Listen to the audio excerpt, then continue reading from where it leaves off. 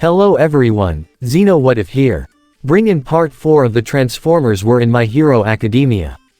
Link in the description of the fanfiction of this What If. Listen here YouTube. I do not own anything and this is not a scam.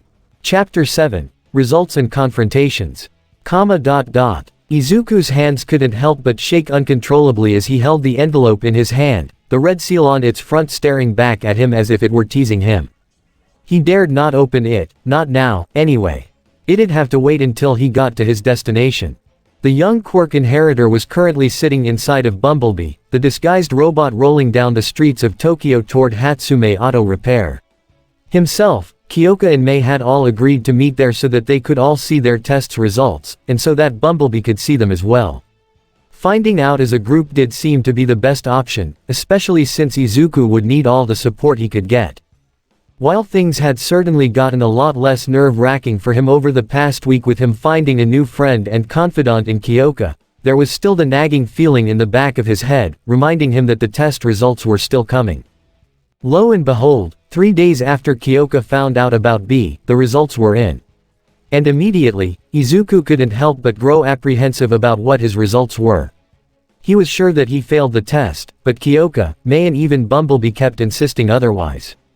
Still, even if there were other F factors, how do I know if I even qualified for those? He could feel his hands tightening around the envelope, his anxiety reaching a fever pitch. I can't do this. I can't, huh? It was at that moment, though, that Izuku felt a gentle hand on his shoulder, making him shift his focus over to the perplet sitting next to him. Midoriya, stay calm. Kyoka had joined him on the ride to Tokyo, having picked her up after he had gotten a text from her saying that she had her results. They had talked a considerable amount on the way to the city, along with listening to some music, but things had fallen silent when they entered the sprawling metropolis, mostly due to them closing in on their destination. Her reassuring voice was just what Izuku needed to hear, the boy smiling softly to her. Sorry, Jiro. I guess I'm just, well. Yeah, I get it. Kyoka smiled and nodded. I'm pretty nervous, too. But trust me, I also have a good feeling about our results. Izuku let out an apprehensive sigh. I hope you're right. I mean, I have no doubt that Hatsume must have gotten in. Well yeah, probably. Kyoka said with a humorous grin. From what I've seen of her inventions, they're pretty crazy. She then pointed to Izuku's chest. But remember, it's not Hatsume that you should be focusing on. It's you. Why yeah, you have a good point. Izuku said before seeing the Hatum Auto Shop appear in the distance, its garage doors opening for them. The moment they pulled in, they saw Mei standing in the middle of the garage waiting for them, an eager expression on her face as she walked up to the Beetle. There you guys are. The Pinkett exclaimed as she closed the garage door, with B opening his back doors to let the duo out. WHRRTSCHZZTSCHZZTSCHZZCHK. Within seconds, Bumblebee was standing on his feet as the garage door finally closed. With a manic grin across her face, Mei presented her own envelope. I've been itching to open this thing up. I am so excited that I can hardly stand it. That makes one of us. Izuku said as the trio made their way over to a nearby workbench. Once the three were seated, they set their envelopes onto the table, with Izuku's in the very middle.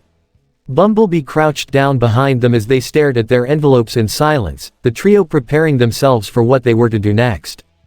So, who wants to go first? You. Mei and Kyoka said simultaneously. Oh, come on. Izuku cried. Can't you two just make this easier for me? Kyoka and Mei both looked at one another before the former shrugged.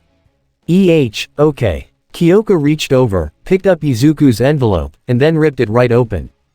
Izuku let out a scream as he saw the packed-in hologram projector fall to the work table, his eyes practically glazing over at the sight. Jiro, what did you? I made it easier for ya. Kyoka said with a smirk. You're welcome. That's not what I meant and you know it. Izuku said as his arms flailed around in panic. But Kyoka waved him off as the hologram projector switched on. Relax, Green Bean, it's not like the results are gonna come out and yell at you right in the face. I am here as a projection now. The trio all screamed and nearly fell off of their stools, though the suddenness of the action was enough to make B give out a high-pitched buzz and make him fall onto his rear. The yellow mech lifted his head up and his optics widened at the sight before him. It was All Might on a holographic projection, the number one hero now donned in a yellow, pinstriped suit with a blue tie. Needless to say, everyone else was just as surprised. All Might, Izuku shouted. Say what? Kyoka followed up as her eyes darted between the ripped-up envelope and the projection. But this is from UA. Mei furrowed her brows in curiosity. Hey yeah, what's the deal? He disappears for a week and now he's coming to us via projections. What is this? On the screen, All Might gave a shrug, seemingly answering Mei's question.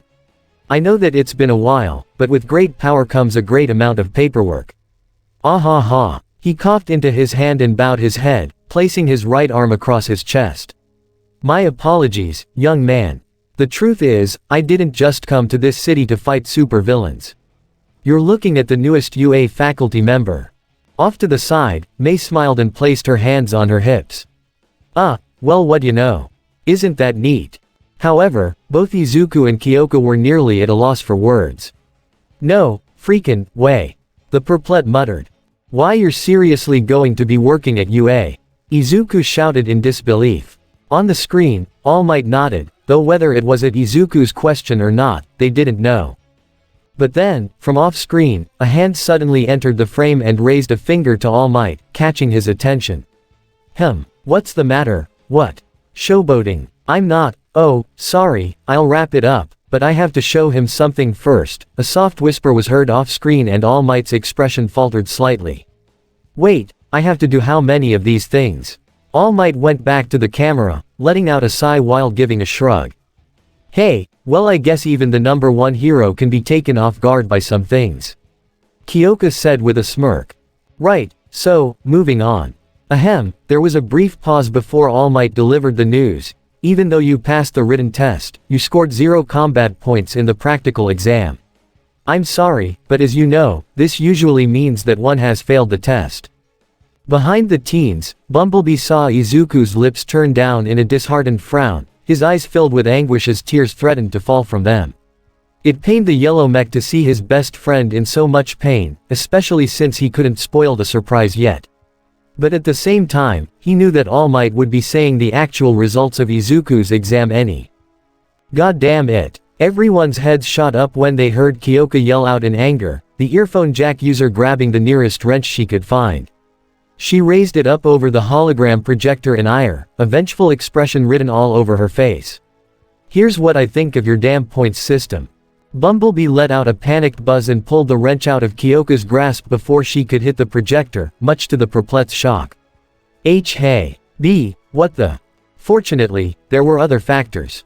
The entire room went silent for a moment, with Izuku and Mei focused back onto All Might in surprise while Kyoka blinked in astonishment. Wait, what? On the screen, All Might pulled out a remote from his pocket. But before we get to that, I have something to show you. He pushed a button on the remote and turned on a television screen to his left, playing a video. Here, a short clip for your viewing pleasure. The TV came on, and on it, there was a certain brunette girl with rosy cheeks, one that was immediately familiar to Izuku. Do you have a sec? The brunette asked as she stepped into an office, approaching none other than the voice hero, Present Mike. Sorry to interrupt. Kyoka raised an eyebrow. Who's she? That's the girl that I saved. Izuku answered.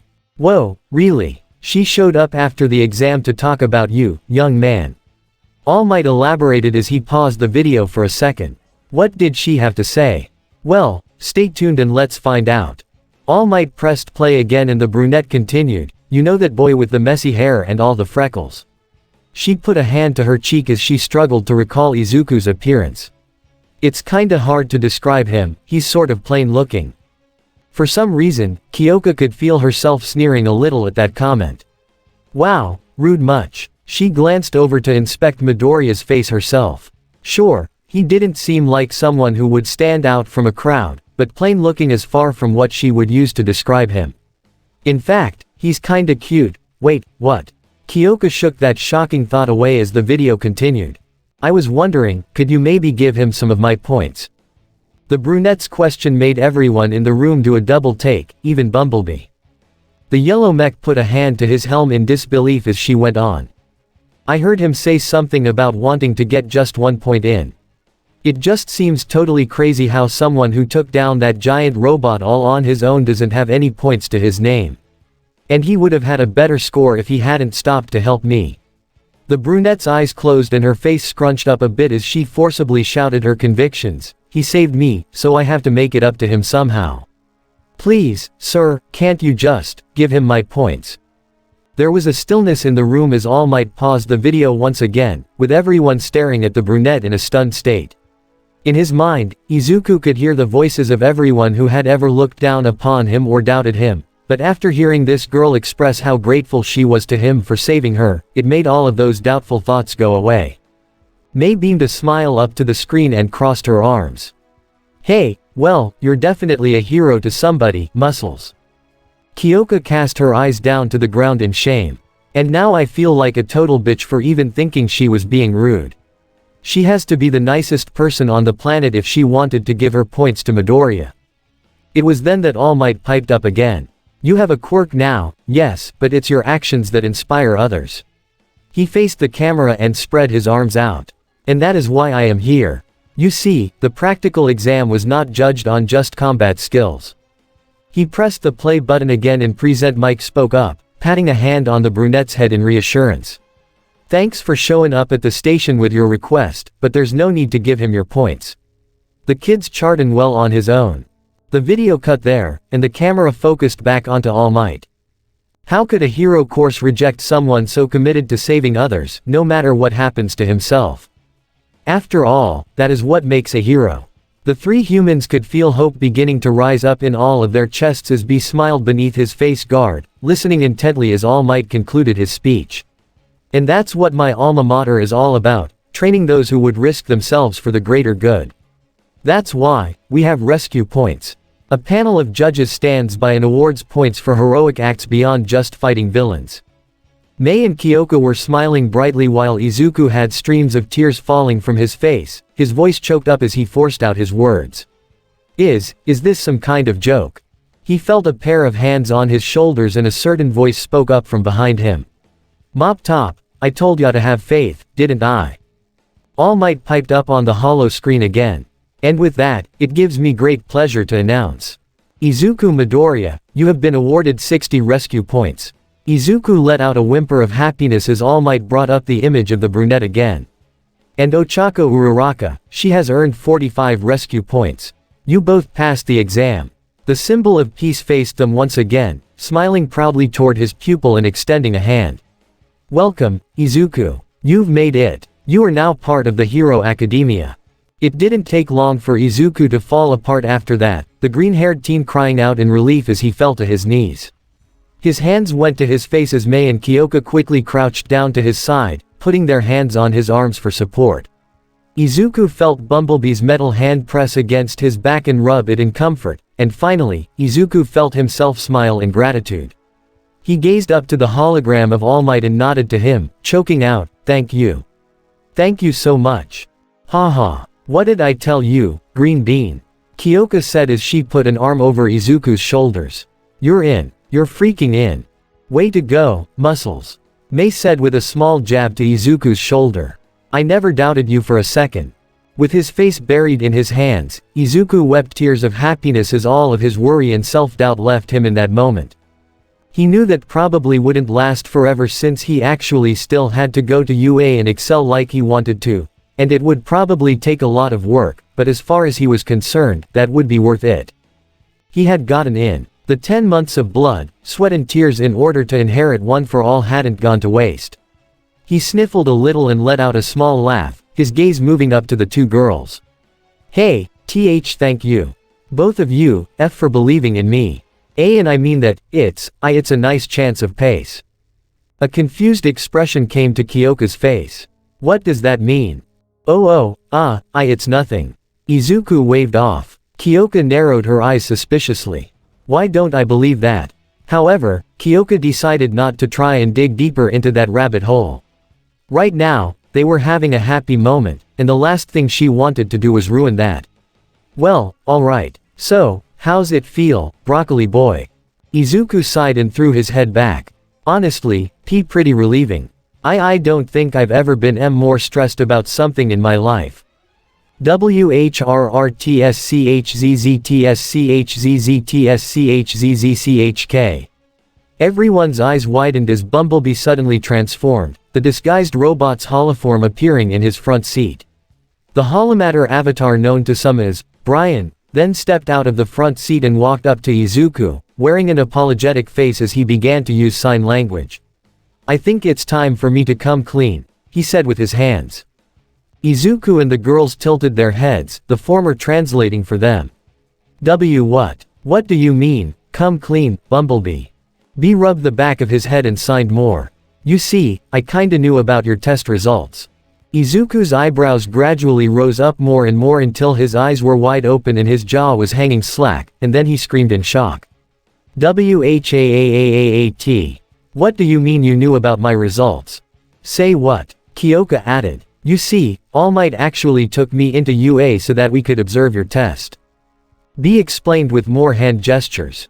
He didn't pull any strings and he wasn't one of the judges, we just watched your test. And then when the actual judges gave you your points, we had a feeling that you'd pass. Bumblebee bowed apologetically and continued signing, I'm sorry, Izuku. All Might wanted me to keep this whole thing a secret so that we could surprise you with it. B tapped his finger on his chin before signing more. That said, I didn't know that he was going to be a teacher at UA, so that is news to me. Izuku sighed and facepalmed, feeling as if a little more weight had been put on and subsequently removed from his shoulders. I see, can't believe this. After quickly explaining everything to Kyoka and Mei, the trio faced a worried Bumblebee once again. Well, I guess I can see why you two would want to keep this all as secret, so I won't be hard on you for that, Bumblebee. Kyoka grinned slightly at that. Yeah, besides, this is a happy moment. So let's make the most of it, Mei came up and gave him a supportive smack to the shoulder, resulting in Izuku doubling over in slight pain. Exactly. Muscles is in and he's going to the hero course. The Pinket's smile widened as she grabbed her envelope, eager to open her own results. Now, it's time for Jiro and I to open ours. Hehehehe. Izuku chuckled at how enthusiastic Mei seemed to be, smiling softly as she opened her envelope. Hey, well, I'm certain that you two must have passed. I mean, between Jiro's quirk and why your amazing inventions, Hatsume, why you two were practically shoe-ins. Kyoka sheepishly wrapped one of her jacks around her finger. Well, I don't know about that.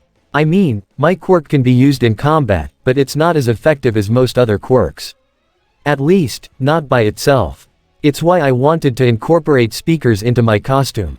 She glanced over to Izuku and smiled at him. By the way, we're still on tomorrow about making suggestions for one another's costume ideas, right? Oh, of course. Izuku nodded. Trust me, I haven't forgotten about that. And if you two need upgrades to your costumes, just let me know. Mei said as she placed the hologram projector onto the workbench next to her. But first, the moment of truth. The projector activated and, on the screen, wasn't All Might. Instead, it a certain hero that Izuku recognized immediately. That's the excavation hero, Power Loader. Yep, he's the head of the support group at UA. Hatsume affirmed. Now shush, let's listen. Power Loader lowered his head respectfully. Hello, Miss Hatsume. This is Power Loader of UA. Hi. As you can probably tell, your test results are in. And I must say, in all my years of working at UA, you are probably one of the most unique students I've ever had take the test. The man smirked beneath his bucket helmet. I've never really been blown up during a test before, so that definitely was a first. But with that said, your inventions are also incredibly unique, and I have a feeling that with the kind of resources and funding that UA can provide you, you'd be able to make even greater support gear than the stuff you showed me. With all that said, the hero gave her a thumbs up. Congratulations, Mei Hatsume. You've made it into UA's support course. Ah ha ha ha. Mei gave a laughing shout as she suddenly surged forward and hugged both Kyoka and Izuku before moving on to B, much to all of their shock. I'm in. I got into the best support course in all of Japan. Look out, new babies, May's comin' to make ya. See, congratulations, Hatsume. Izuku smiled, though he was still slightly reeling from the Pinket's reaction. Kyoka gave her a thumbs up. Yeah, way to go. I'm sure you'll be making some great hero gear.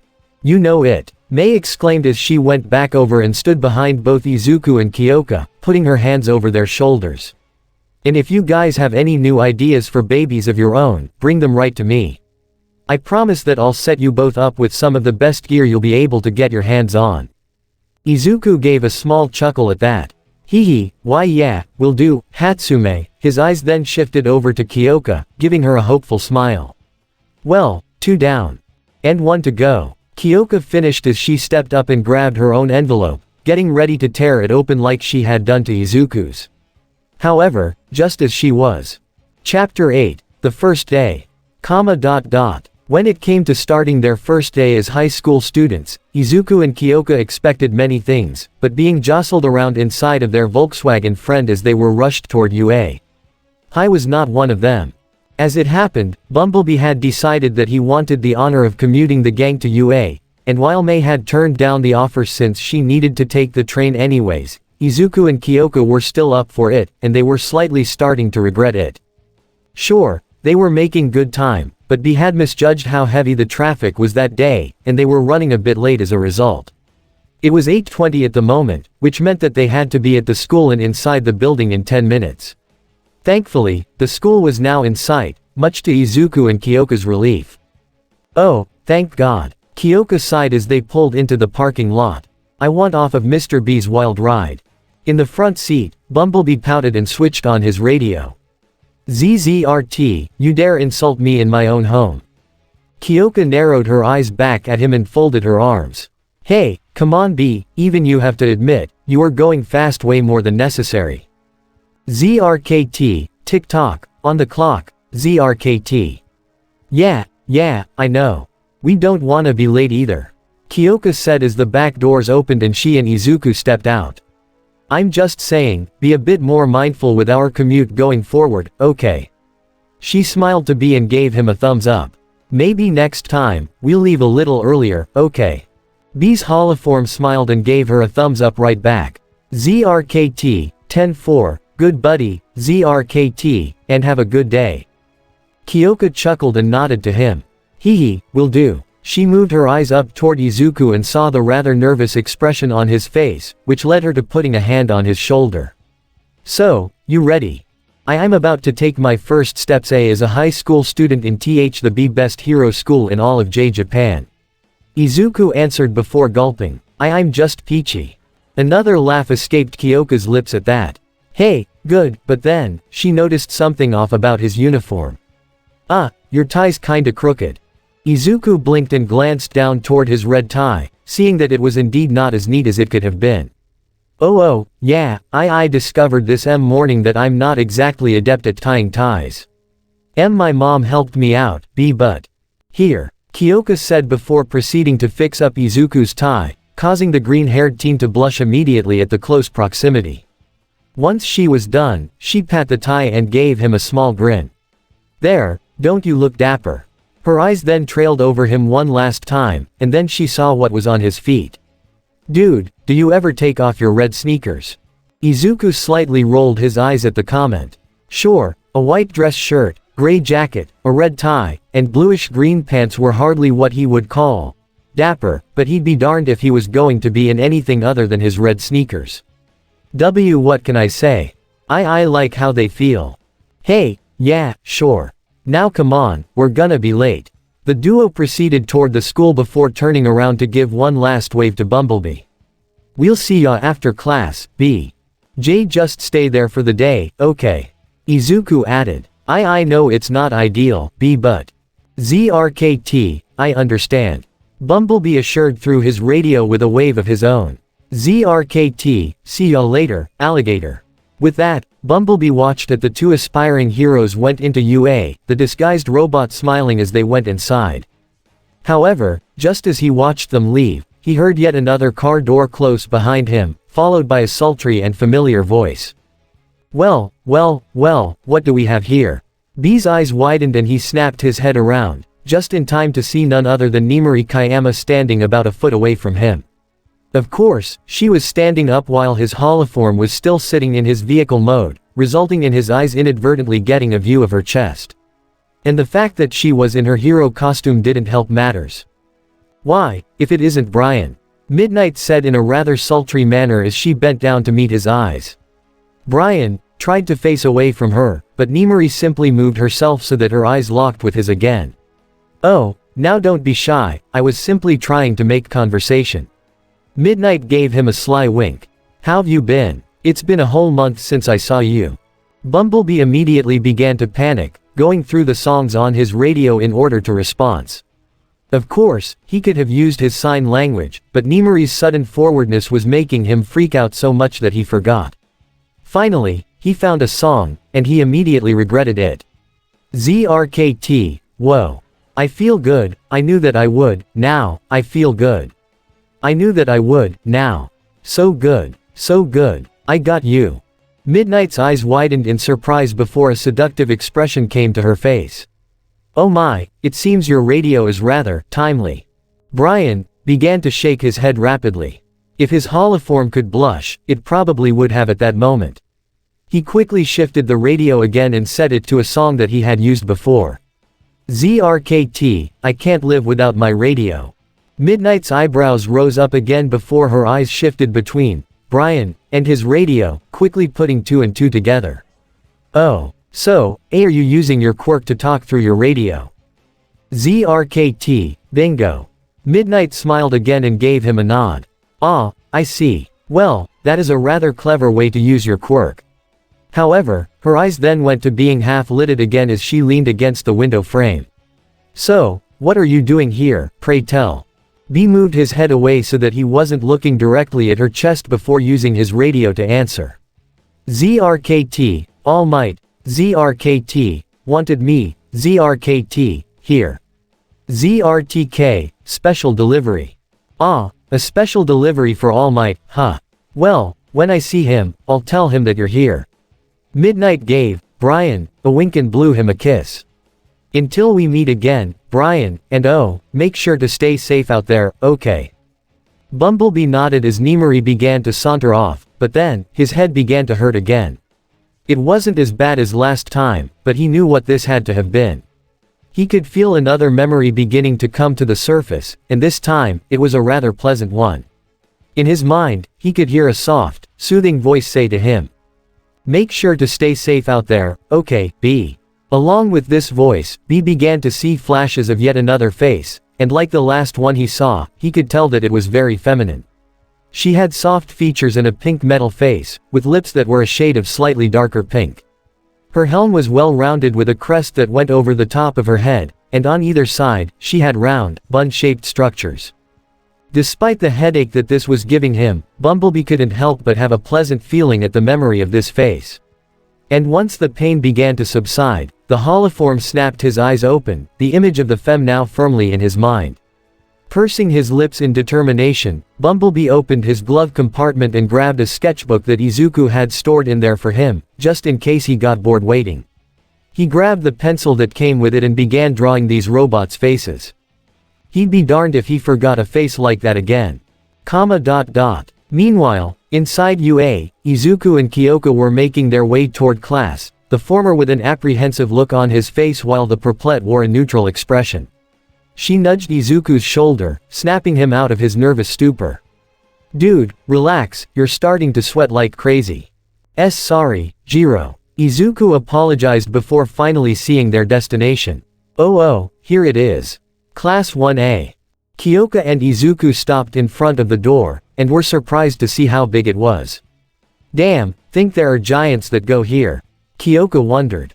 I don't know." Izuku shrugged before craning his head down. I just hope that everyone in there is nice." "Oh, I'm sure they will be," Kyoka trailed off as her teeth clenched a bit. "Well, unless the asshat is in there."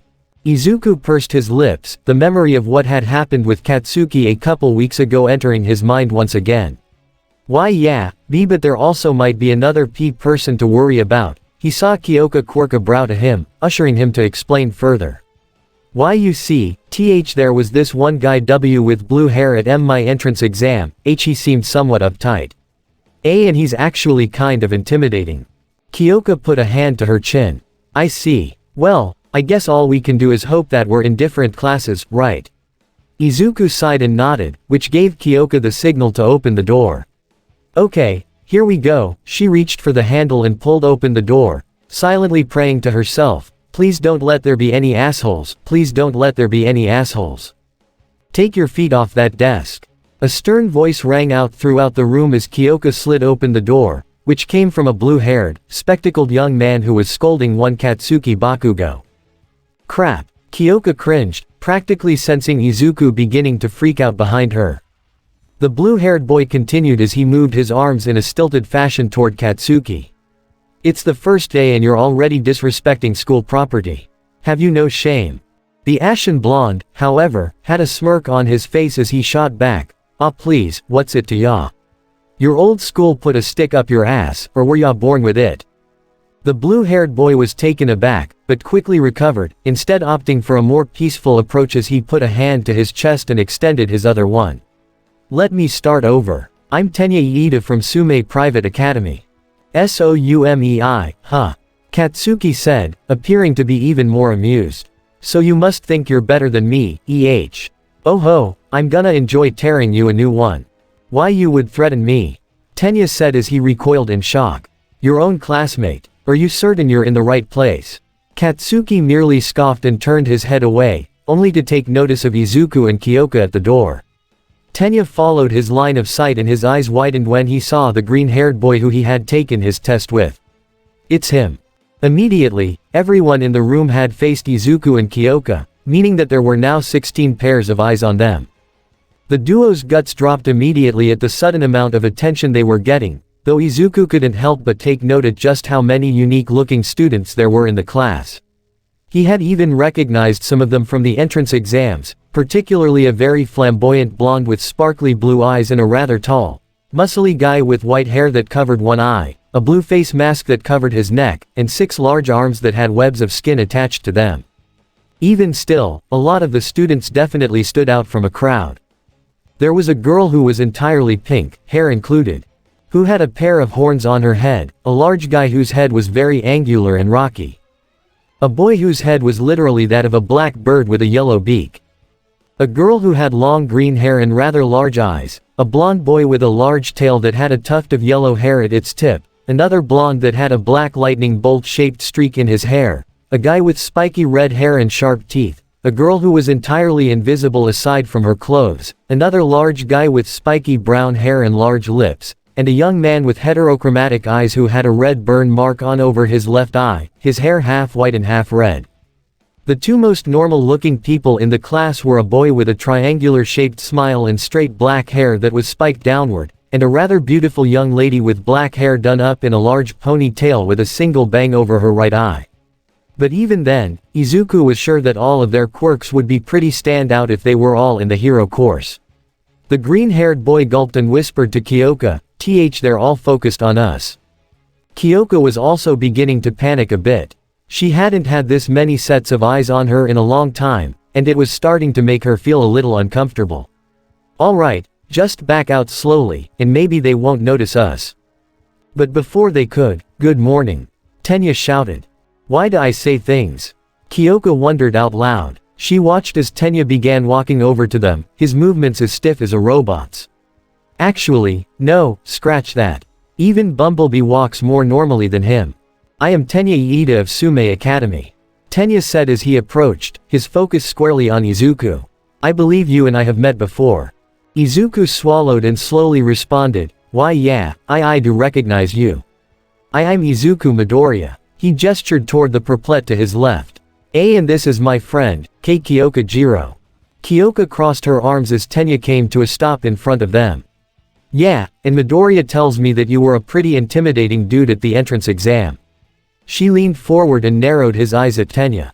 So tell me, just what is your deal? Jiro. Izuku exclaimed. See, could we please not start something? No, it's quite alright. Tenya assured. That is actually something that I wished to rectify. He lowered his head to Izuku respectfully. Midoriya, you realized that there was something more to the practical exam, didn't you? You must be very perceptive and I completely misjudged you. He gestured toward Izuku stiffly. I concede to you that you are far superior to me as a student, and I humbly ask for your apology. Izuku and Kyoka stared at the boy, completely stunned by what he said. Well, I find that part about B being a better student hard to believe. Izuku smiled and bowed back. But I do accept your apology. Thank you, I. Before Tenya could finish, though, a bubbly voice suddenly spoke up from behind them. Hey, I recognize that messed up hair. Izuku, Kyoka and Tenya all turned out into the hallway and saw the same brunette that Izuku rescued, the girl beaming toward them as she spoke. So you did get into UA after all. She began punching the air excitedly. Not that I'm surprised, the punch was amazing. Kyoka's eyes widened in surprise. Oh hey, you're the girl that went back after the exams to vouch for Midoriya. The brunette blinked at that. Huh, how do you know about that? Oh, well, Izuku started. But once again, someone cut him off. Hey, Midoriya. The four teens shifted their eyes over to their left, just in time to see a certain gray-skinned, black-haired girl come jogging down the hall toward them. She stopped in front of them and gave a sharp-toothed grin to Izuku. Hey, so you made it in. Sweet. Izuku immediately recognized her as the girl that he and Bumblebee helped get to UA, and it wasn't long before he recalled her name. Kei Kiryu. Why you got in as well? Yep. Sure did, Keita said with a thumbs up. And if it weren't for you and your bud, I probably wouldn't have. So thanks again for getting me to the exams on time. It was then that the girl noticed the other three and gave them a smile as well. Oh hey, these friends of yours. She gave the trio a salute. What's up? Name's Keita Kiryu. Greetings, Tenya exclaimed. I am Tenya Iida. Kyoka. The earphone jack user spoke up, a little confused at the situation. Kyoka Jiro. And I'm Ochako Uraraka, the brunette said as she smiled up to the gray-skinned girl. It's really nice to meet you, Keita. Ochako faced the entire group and began pumping her arms in excitement. So, what do you guys think we'll be doing today besides orientation? Keita crossed her arms with a smirk. Hey, I dunno, but I can't wait to dig into it. She tapped a finger to her chin. I wonder what our teachers are gonna be like, though. Well, you can answer that question by looking behind you. The five teens' eyes widened at the new voice and they all slowly turned around, only to see a rather tired-looking man with black stubble on his face lying on the ground. He was stuffed inside of a large, yellow sleeping bag, almost as if he had just woken up from a nap. The teens were admittedly a little freaked out by his appearance, though when he stood up and unzipped himself, they became slightly less afraid. HMPH, it took 8 seconds to get you all to shut up. That's not gonna cut it. Once he was out of the bag, the teens saw his full appearance. He was a tall man with long, scraggly black hair and donned pretty much entirely in black clothes. Around his neck was a long, gray scarf that seemed to be hiding something, though what it was, nobody could guess. The man set his tired gaze out to the classroom and introduced himself. Welcome to UA's hero course. I'm Shota Aizawa, your teacher. Our teacher. The entire class thought to themselves. Aizawa reached into his sleeping bag and pulled out a blue, red and white gym uniform, presenting it to the class. Alright, listen up. We're going to be having a little test outside to assess your quirks. So I want all of you to the locker rooms, change into your gym clothes, and meet me outside in 10 minutes. Once everyone had changed and made it outside, Kyoka went right up to Izuku and asked, Okay, so when exactly were you going to tell me about Keita? Izuku blinked at the sudden question before rubbing his head sheepishly. Yeah, would you believe that she kinda slipped my mind. Kyoka crossed her arms and gave Izuku a smirk. Wow, dude, don't you know it's rude to forget about a lady like that? The quirk inheritor's face winced a little before Kyoka gave him a reassuring pat on the back. Relax. Kidding, remember. She leaned closer to him and whispered, that said, does she have any clue about Bumblebee? No. Izuku shook his head. She didn't saw him in robot mode at all. Okay, good. Kyoka shifted her eyes up to see Keita stepping up to the front of the class, getting closer to Aizawa. Oddly enough, the gray-skinned girl was wearing shorts instead of pants like the rest of them. Just making sure. Keita placed a hand on her hip and tilted her head. Hey teach, not that I mind being outside and all, but aren't we gonna miss orientation? Aizawa had an answer almost immediately. If you wanna make it to the big leagues, you can't waste time on pointless ceremonies. Here at UA, we're not tied down to any traditions, so that means I can run my class in any way I see fit. He pulled out his cell phone, which displayed data from what could only be a physical fitness test. You're all familiar with taking standardized tests, but you've never used your quirks in physical exams before. His eyes trailed over toward Katsuki and spoke to him. Bakugo, you earned the most points on the practical exams. What was your farthest distance throw with a softball in junior high? Katsuki thought about it for a moment before shrugging. 67 meters, I think. Good. Aizawa pulled a softball out from behind his back and tossed it toward Katsuki, the ashen blonde catching it instantly. Now try doing it with your quirk. He pointed over to a large white circle on the ground just a few feet away. Anything goes, just say in the circle. Once again, Katsuki shrugged. All right man, you asked for it.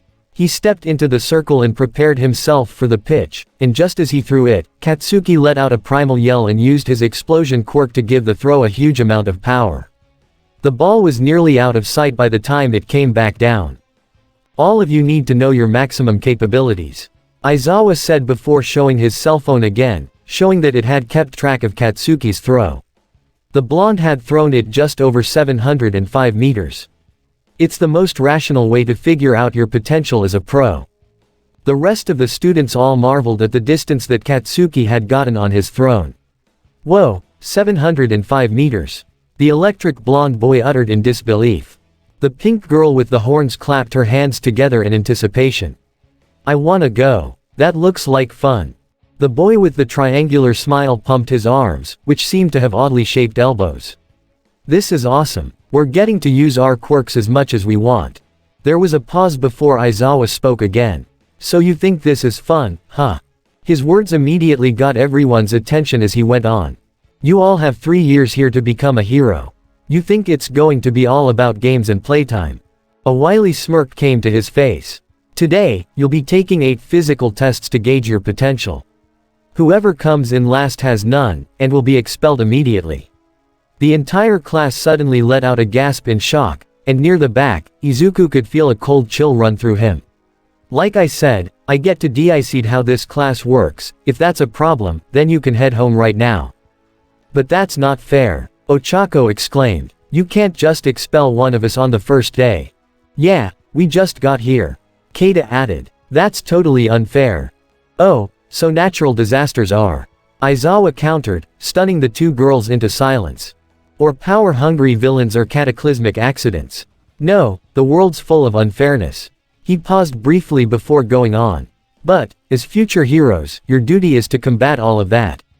To be a pro, you have to push yourself.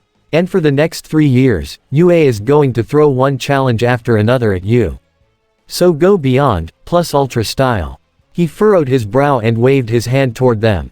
Now, show me that it's no mistake that you're here. Let the tests begin. Izuku had been shaking like a leaf since Aizawa's speech, and for very good reason. Everyone's going to be using their quirks during all of these physical tests, and they're going to be getting awesome results because of it. Izuku gulped, though that did nothing to quell his anxieties. So what do I do? I've got a lot of power, but I can only use it once, and it'll break me. I need to get control just like All Might said. Izuku recalled the conversation that he and All Might had on Dagoba Beach a couple weeks ago, where he had compared using One for All to an egg in a microwave and the number 1 hero had suggested lowering the wattage to gain better control. Maybe I should have come up with a better analogy. However, at the feeling of a quick jab in his shoulder, Izuku tensed up and let out a yow. Green bean, focus up. Kyoka said as she returned her jack to its proper place. She jerked her thumb over to the start line for the 50-meter dash. You're up, dude. Oh, thanks. Izuku muttered. Kyoka reached over and gave Izuku's shoulder a reassuring squeeze. Hey, relax. You'll define, I know it. Maybe, B but I can't use my quirk without breaking my bones. Izuku whispered. I don't know how well I'll do, I could be expelled. The perplexed sighed in apprehension. Yeah, I'm worried about that, too.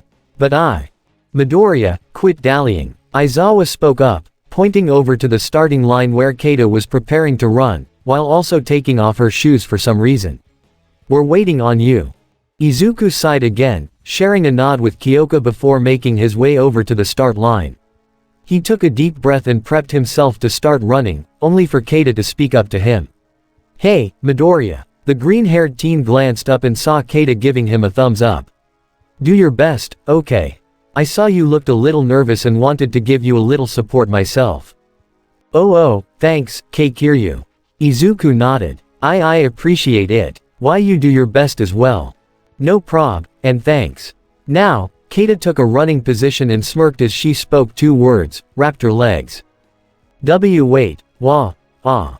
All of a sudden, Keita's legs began to shift their shape, becoming much more reptilian in nature. Her heels extended while her toes became large, black claws, with her big toe growing a hooked claw that was much larger than the others. Her legs were also becoming much more muscly and scaly, almost as if they belonged to another creature entirely. In the end, she had also gotten slightly taller as well, though Izuku couldn't tell from the angle he was at. Next to them, the robot began the countdown. On your mark, get set, go. Bang! With the sound of a simulated shot, Izuku and Keita began sprinting down the track, and it was quite apparent that Keita had taken off well ahead of Izuku. With dust kicking up from her clawed feet, Keita crossed the finish line, with the robot on the other end of the track giving out her time, 4.13 seconds. A few seconds later, Izuku crossed the finish line, the boy now completely exhausted. 7.02 seconds. Izuku, now completely out of breath and supporting himself on his knees, stared down at the ground as he refilled his lungs with air. Only 7 seconds. Crap, that's probably not. Hey, 7 seconds. Keita exclaimed as she stepped over to Izuku, placing a hand on his shoulder to help support him. Not bad, Midoriya. Izuku snapped his head up to look Keita right in the eye, surprised by her words. I mean that's pretty impressive for a 50-meter dash. Thanks. Izuku rubbed the back of his head. I guess I'm just worried that I'm not getting as impressive scores as you or Iida. And please don't take that the wrong way, but then, he noticed that her legs were still reptilian and scaly, much to his surprise. Well, at least I know why you wear shorts. Hey, yeah, I gotta be careful about the kind of clothes I wear. Keita shifted her legs back to normal, returning to her regular height. I've lost a ton of clothes that way. It was at that moment when Kyoka ran up to the duo, giving Izuku a small nudge to the shoulder. Hey, what did I tell ya, broccoli boy? 7 seconds ain't a bad score. Izuku blushed at all of the praise he was getting, though he was still a little self-conscious. Well, thanks, Kyoka. Though it's still not as impressive as Kiryu's, he faced back to the taller girl and raised a brow. By the way, Kiryu, I've been meaning to ask, just what is your quirk? Keita smirked and gave a small chuckle. I was hoping you'd ask. Keita raised her arm and exclaimed. Raptor claws. Just as she said that, her hands and fingers began to shift their shape, becoming scalier while her nails became long, black claws, much to Izuku and Kyoka's shock. Pretty cool, right? I call my quirk, Soro parts. Her hand then went back to normal before she called out, Triceratops horns. All of a sudden, 3 large horns began jutting out from Keita's face, a small one on her nose while 2 long ones sprouted from her forehead. Izuku and Kyoka's jaws were on the ground at that point. See, I can shapeshift my body into that of any dinosaur, though only if I've eaten their fossils first. Izuku's eyes glistened at the sounds of that. That is so cool. See, can you shift multiple parts of your body at once? Or maybe even transform into a whole dinosaur? Kyoka asked with a wide grin as well. Hey, Keita rubbed the back of her head as the Triceratops horns retracted back into her face. No, not exactly, but I'm working on both of those. One of my goals here at UA is to train my quirk to the point where I can become a whole dinosaur, and I'm not expecting that to be easy. She glanced down to her hand and clenched it into a fist. Right now, even trying to activate both my raptor claws and legs at the same time leaves my muscles utterly weak. Oh, well, I hope you have good luck with that, Kiryu. Izuku said with a bow of his head. Kyoka gave a small salute. Yeah, you've got our support. Ah, thanks guys. Keita smiled before leaning forward and cupping her hand over her mouth, whispering to the two, also, just between you guys and me, don't stress too much about this assessment test that Teach has lined up for us. She gave them a wink. Trust me, I think things are gonna be just fine. Everything was not fine, at least for Izuku. Over the course of these tests, he had, in his opinion, done an underwhelming job in everything. The 50-meter dash, grip strength, standing long jump, and repeated side steps left him both winded and ever more worried for his results. And now, they were back at the ball throw. Ochako had just used her quirk to make the ball float so far into the distance that it came as infinity, on Aizawa's phone, much to everyone's shock. Sure, Izuku was pretty sure that he wouldn't be able to get the ball that far, but he still wasn't too sure about his chances. He sweated as he watched Keita take her place in the circle, her ball in hand as she loosened her shoulders up. Alright, Kiryu, as said before, anything goes, just make sure you stay in the circle. Aizawa said. At that, Keita's ears perked up. Anything goes, huh? Okay, Teach, you got it. After making sure she was ready, Keita did something unexpected. She tossed the soft ball straight up into the air, making sure it got a good height. Then, much to everyone's surprise, she reached down and slightly lifted the back of her shirt and widened her stance, crouching low before shouting, Brachiosaurus tail. All at once, much to everyone's surprise, an enormous, scaly tail suddenly burst out of Keita's lower back. And as the ball came down, the Soro parts user gave it a good whop with the new appendage. As a result, the ball was sent flying across the schoolyard, and once it landed, a robotic voice called out the result, 392 meters. As the crowd of students began murmuring about Keita's feat, the Brachiosaurus tail retracted into her back and she let out a breath, her face dripping with a bit of sweat. Phew, takes a bit of effort to bring out the bigger parts, but I'd say that was worth it. Good work, Aizawa said before waving his hand over to Izuku. Midoriya, you're up. Izuku gulped a bit and stepped up, though he was stopped by Keita along the way. Hey, good luck there, Midoriya, she said with a confident grin. You've got this. Izuku smiled back, but weakly. Hee thanks, he grabbed a softball and stepped into the circle, contemplating what to do. There's only 3 tests after this. Sit-ups, toe touches, and the distance run. The first 2 aren't really suitable for using one for all, and if I use it on the distance run, I won't be able to even finish because my legs will be broken. At this point, it's now or never. On the sidelines, Kyoka, Keita, Ochako, Tenya, and Katsuki were all standing in a small group, observing Izuku as he took his place in the circle. Kyoka chewed on her lower lip as she saw that Izuku was deep in thought. Come on, Green Bean, what are you thinking? Think he'll be able to do good on this one? Ochako asked. Tenya held a hand to his chin as he pondered the question. I'm not sure, but if Midoriya doesn't shape up soon, he'll be the one to be sent home.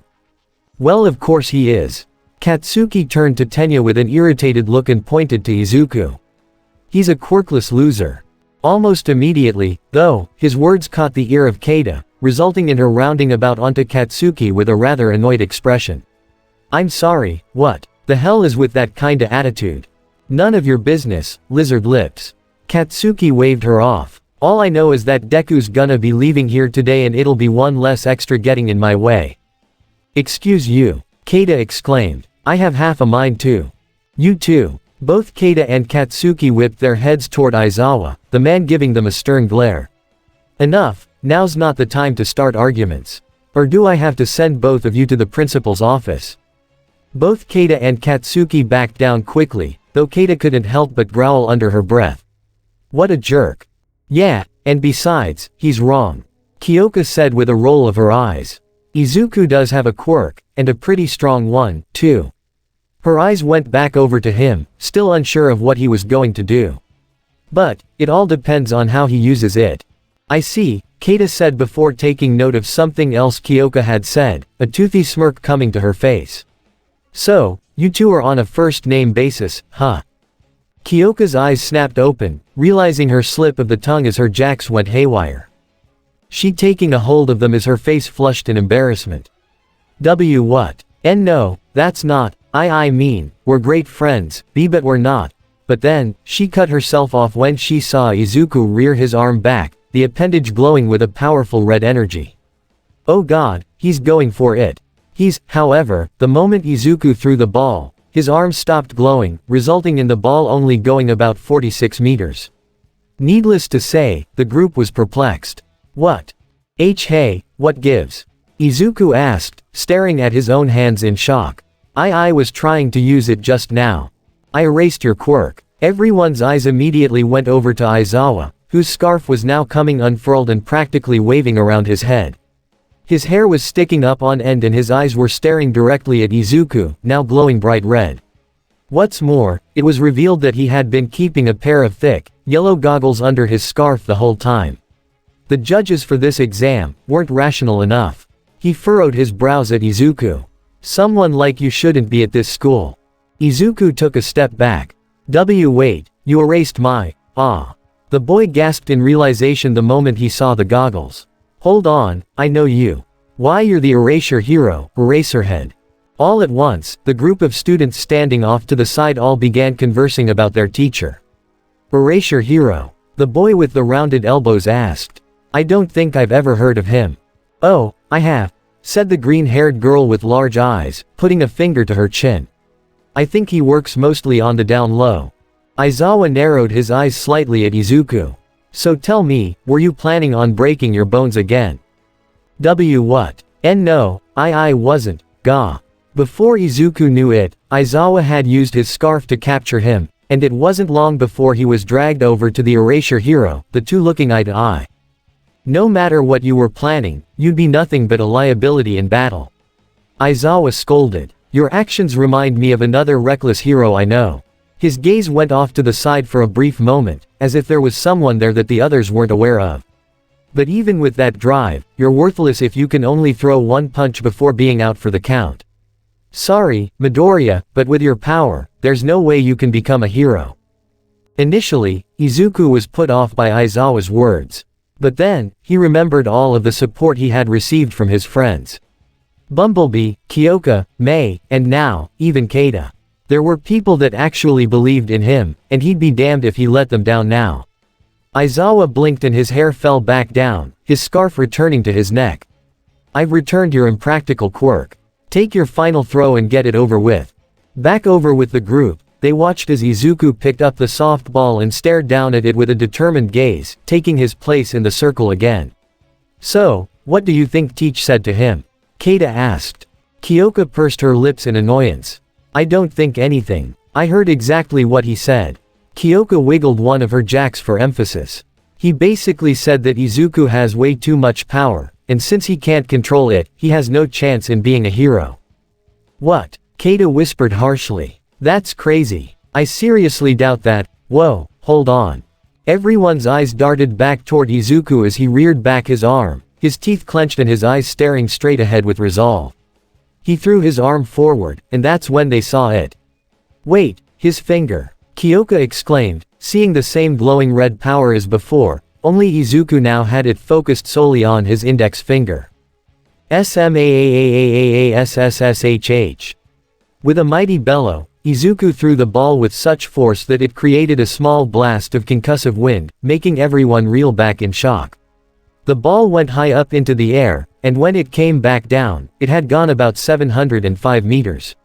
Izuku was breathing hard after his throw, his finger now completely broken. Everyone's jaws were on the floor as the seconds passed, with Keita summing the whole thing up rather well. Holy crap baskets. Took the words right out of my mouth, sister. Kyoka agreed. I freaking felt that. Next to them, Ochako threw up her hands in celebration. Alright, he's finally showing us what his true power is like. Yes, but his finger appears to be broken. Tenya noticed, his hand cupping his chin. Just like in the exam. This quirk is quite odd, to be sure. In the corner of her eye, Kyoka saw Katsuki trembling at the sight of what just happened, his mouth agape as he stared at Izuku. A smirk came to her lips and she snickered at him. See, told ya he had a, but then, she saw a series of small explosions begin to erupt from Katsuki's hands, and then the next moment, he had burst toward Izuku with an angry yell. Kyoka gasped and, without thinking, shouted, "Izuku! Watch out!" Hearing his name called out, Izuku turned his head, just in time to see Katsuki barreling toward him. "Deku, you bastard! Tell me how you did that or you're dead." Izuku let out a terrified scream, but immediately stopped when a familiar scarf suddenly captured Katsuki, much to the blonde's annoyance. "Gah! What the hell is this thing made out of?" "Carbon fiber and a special metal alloy," Aizawa answered, his eyes glowing red as he used his quirk once again. "It has to be strong in order to make for an effective capture weapon. Now stand down. Trust me, you don't want me to use my quirk so much, it gives me serious dry eye." Katsuki stood down and Aizawa let him go, blinking to deactivate his quirk. "Alright, whoever's next can step up." Izuku and Katsuki stared at one another for a minute before the former sprinted over toward Kyoka, Keita, Tenya and Ochako, thankful that he hadn't gotten mauled. Once over there, Kyoka immediately came up to check on him. "Dude, is your finger okay?" "Why yeah." Izuku nodded. And thanks for warning me." Dude," Keita exclaimed before giving Izuku a hearty smack to the back. Izuku was just able to keep his balance as the gray-skinned girl have him a grin. "That was one hell of a throw, Midoriya. You rocked it." "Keita's right, Midoriya," Ochako agreed. "You really showed your stuff out there." However, she then put a finger to her chin. "Although, why did Bakugo call you, Deku, just now?" Izuku winced a little bit at the question, but then he remembered what Kyoka had suggested to him a couple weeks ago after the incident at Aldera. He smiled to Ochako and explained, well, that's the name K-Kachan uses to make fun of me. He's been calling me that since we were K-kids." I see," Tenya said as he came over as well. "I take it that you two aren't on the best of terms." Kyoka scoffed a little bit. That's putting it mildly." She furrowed her brows at the ashen blonde as he and the other students began heading over to the next test. "Clearly, we're going to be having us a bit of a problem. Okay, time for you to see your results," Aizawa said as he stepped in front of his class, the test having just concluded.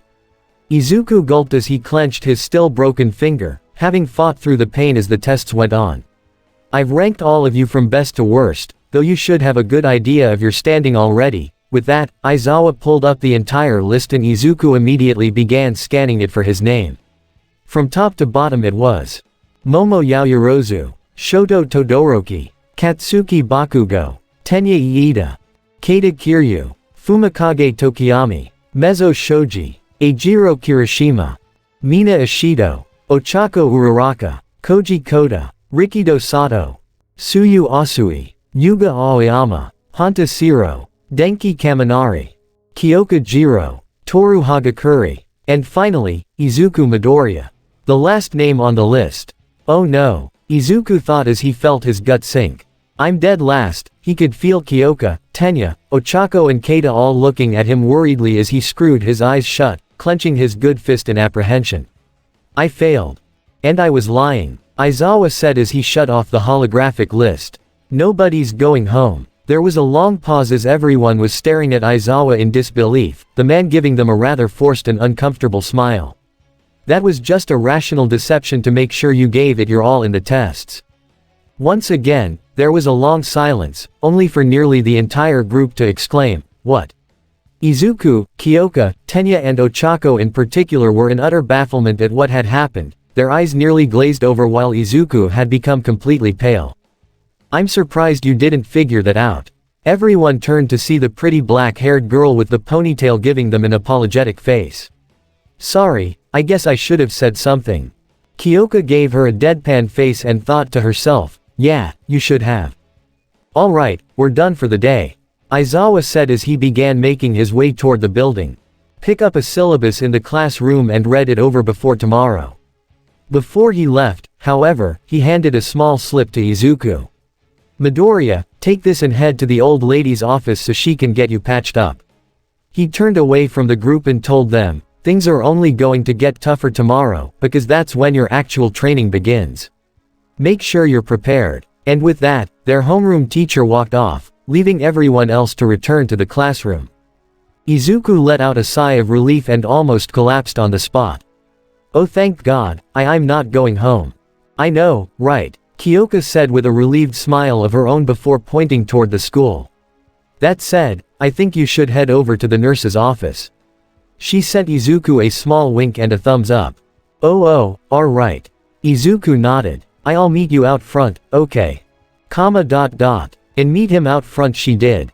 Kyoka stood near the large front doors of UA as she watched Izuku walk toward her from down the hall, though oddly enough, he seemed to be staggering a little bit. As he got closer, she took note of his rather exhausted expression and let out a small chuckle. What's up, Pine Tree? The tests take more out of ya than ya thought. Almost instantly, Izuku broke out of his tired trance and focused on her, giving her a sheepish smile. Oh, no. Turns out recovery girl's healing quirk makes it so that the body heals sever wounds, but at the cost of a lot of energy being drained. He lifted his finger to her, which was now bandaged up. Though I have to be careful. Having her use her quirk on me too many times could kill me. Kyoka's eyebrows rose slightly. Please tell me that's a joke. Izuku glanced off to the side and Kyoka let out a sigh. Man, we really need to find a way for you to get a handle on your quirk, at least enough so that you don't break your bones all the time. Why yeah, agreed, Izuku said as the duo proceeded out the door, walking down the entryway of the school. I just wish that were easier said than done. Well, we'll brainstorm on it and see if we can't come up with a couple ideas. Kyoka said before sending him a smile. Speaking of brainstorming, though, thanks for your input on my costume. I think it's gonna be pretty versatile. Izuku smiled back at her. No problem. And thanks for your input on mine. The green-haired boy trailed off, however, when he remembered something that had happened earlier. By the way, during the tests, Kyoka raised a brow as Izuku paused, his face tinged red slightly. You used my first name. Kyoka's eyes widened, remembering that all too well. Oh, yeah, I did, didn't I? She clicked the tips of her jacks together nervously. Well, I guess seeing Bakugo just gunning it for you made me panic and I yelled out the first word that came to my head. A small smile came to her face. Though honestly, I like how your name sounds. If you don't mind, I'd kinda like to keep calling you Izuku going forward. It was Izuku's turn to have his eyes widen in shock. First name basis. Yeah, I mean, we've known each other for a month and have hung out almost every single day, so why not? Kyoka shrugged. Honestly, I don't know why we haven't all started calling each other by our first names by now. Well, I think it's because Hatsume L likes to call us by our nicknames most of the time. Kyoka twirled one of her jacks around her finger with a chuckle. The pink-haired inventor had recently given her the nickname, Jackie, about a week ago, and she had to admit, she kinda liked it. Hey, yeah, you've got a point there. She then gave Izuku a wink.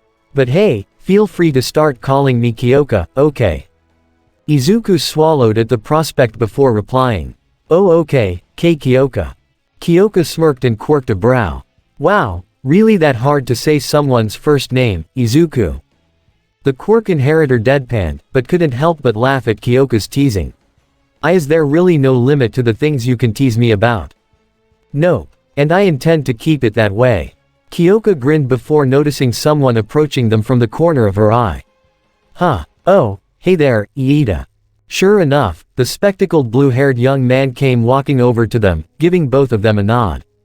Jiro, Midoriya, good to see you. Tenya shifted his eyes over to Izuku in concern. I wanted to check in on your broken finger. How are you doing? Oh, I'm fine thanks to recovery girl. Izuku assured. Just need to keep this on you until tomorrow. Excellent. Tenya said before putting a finger to his chin. I was a bit concerned by Mr. Aizawa's approach to class, I will admit. But I trust the school's judgment. UA is the top program. He crossed his arms and closed his eyes. Even so, lying is downright immoral. Well, what did ya expect? Everyone perked their heads up and saw both Keita and Ochako making their way over to them, the former giving the group a toothy grin. That he would actually expel one of us before the day was done. Come on, no sane teacher would do that. Do you know how much trouble he'd be in? Izuku, Kyoka and Tenya blinked in surprise. Wait, Kiryu, are you saying you knew about the lie, too? Keita rubbed the back of her head. Well, I had my suspicions. I wasn't 100% sure like that Yaoyorozu girl was, but I had a good feeling that we were all gonna be okay. Next to her, Ochako let out a happy sigh. And thank goodness we were. That was all totally nerve-wracking. She brightened up and beamed at the entire group. Anyway, Keita and I were on our way to the station and we wanted to see if you guys wanted to join in. So what you say? Izuku and Kyoka glanced toward one another sheepishly before answering her. Well, actually, Uraraka, we've already got a ride waiting for us. Kyoka explained. Both Ochako and Tenya's eyebrows rose at that. Whoa, really? You guys have your own personal ride? Why yeah, beep beep. Izuku was cut off by the sound of a car horn and an engine pulling up to the UA entrance, a certain yellow vehicle being the source of it. Oh, and there he is now. He waved to the young blonde man behind the steering wheel of the Beetle and called out, MHA Brian. Keita smiled at the familiar face while both Ochako and Tenya were focused much more on the vehicle that Face was driving. Oh hey, it's you. Keita approached the vehicle and peered into the driver's side window, lifting a fist to Brian. Good to see ya again, dude. Bumblebee brightened up and pounded the fist back, his radio turning on so that he could speak to her. Hello, ZRKT, nice to see you, ZRKT, again. Keita's eyes widened at the unique way of speaking. Huh, well that's new. Hee, why yeah, Izuku said as he and the others approached the vehicle as well. Brian is actually able to communicate through his radio via his Q quirk. He rubbed the back of his head, feeling bad about lying to Keita a little bit but deeming it necessary. And when we first met, his radio was broken, so. I get ya. Keita nodded before going back to B. But still, good to see you, Brian. And again, thanks for helping me out a few weeks back. Bumblebee gave her a cheery thumbs up. Excuse me, but could we please focus on the fact that this man is driving a 1973 Volkswagen Beetle? Tenya exclaimed as his arms moved stiffly and erratically in disbelief. A car that is well over 3 centuries old. Ochako grinned from ear to ear at the sight of the old bug. Haha, this is unreal. She moved from the front to the back while taking in the extremely old yet pristine car. I can't believe that he's actually driving one of these. She went back to the front again to introduce herself to the disguised robot. Hi, I'm Ochako Uraraka. And your name is Brian, right? Bumblebee began switching his radio around a bit. Hit the nail on the head, ZRKT, brown-eyed girl. The holomatter avatar then eyed Tenya and gave him a nod. ZRKT, and what's your name, Slim? Tenya immediately straightened up and put a hand to his chest. Oh, I am Tenya Iida. It is a true pleasure. I must ask, where did you acquire such an antique vehicle? Izuku stepped up to answer for Brian. Oh, Brian's dad actually owns the car. He's a big collector of antique C cars over in America, and he wanted Brian to drive the Beetle around Japan for a little bit. I see. Tenya then gave Bumblebee a bow. Well then, your father is quite the exquisite taste in cars, I must say. Yeah, no kidding, Ochako said as she continued to inspect the car more. Wow, I would love to take a ride in one of these. Once again, Izuku and Kyoka glanced toward each other before the former gave the perplexed shrug. Kyoka mulled over it in her head for a little bit before coming to her conclusion. Hey, you guys said you were headed to the station, right? Yeah, that's right, Keita confirmed. Izuku tapped his fingers together. Well, it may be a tight squeeze for all of us, but would you like to ride with us there? I mean, it's not far after all, so you guys would be able to at least get in a short ride. Akako gasped in delight. That would be so awesome. Yeah, totally, Keita said with a thumbs up. I'm game. As am I, Tenya added before going back to his stiff arm movements. It would be a true honor and a privilege to ride in one of these historic vehicles. Kyoka couldn't help but smirk at the over-the-top answer before ushering their friends to get in. Well, what are we waiting for? Pile on in, guys. With that, the teens piled in one by one, with Tenya taking the passenger seat while Izuku and the girls squeezed into the back, the green-haired boy making sure to take a window seat. Thankfully, it wasn't as bad as they imagined, but it still resulted in them being practically hip to hip, and Izuku and Kyoko were both trying very hard not to blush at how close they were. Oof, well, we managed. Ochako said from her own window seat, only to then notice something lying on the ground. Oh hey, what's this? She picked up the notebook, all without noticing B's eyes widen in panic. Once she saw what was on the paper, she let out a small gasp. Oh my goodness, Brian, did you draw this? Kyoka and Izuku perked up and craned their heads over to see what Ochako was talking about, only for their jaws to drop. There, drawn on the sheet of paper, was the head of a robot. They noticed that its features were quite feminine, so they knew that it had to be a girl. And her helm was very rounded in shape, with two bun-shaped constructs on the side of her head. After noticing how panicked B seemed at the moment, Kyoko whispered as low as she possibly could to Izuku, "Oh god. Izuku, B's starting to freak. That drawing must involve his memories somehow." Izuku concluded. We need to cover him, quickly." Kyoka nodded and cleared her throat. "Oh, yeah, he did." She reached for the notebook and pointed to the feminine robot. "Brian's a really great artist, and he's really good at drawing robots and stuff." Keita let out a laugh next to her. "Hey, well, I gotta admit, that's a pretty unique looking robot." She nudged her head toward B slightly. "You've got a cool talent, Brian." "ZRKT, aw thank you very much." B thanked through his radio before pulling away from UA, heading toward the train station as he just began to play regular music. Kyoka pulled the picture of the fembot over to her and Izuku, the duo gazing at this new face in intrigue. "Izuku, what, or who do you think this is?" Kyoka whispered again, making sure that only they could hear each other. I don't know, Kyoka." Izuku admitted, all while secretly getting goosebumps at the feeling of saying Kyoka's name. But whoever or rather, she is, it seems B's definitely starting to get some clearer memories. When we get back to the garage and see Hatsume, we'll delve more into this. The duo glanced back to the picture, both of them curious as to who this face actually belonged to. And it's the end of part 4 of this What If. I hope you guys like it. Don't forget to subscribe, leave a comment down below and subscribe to the channel.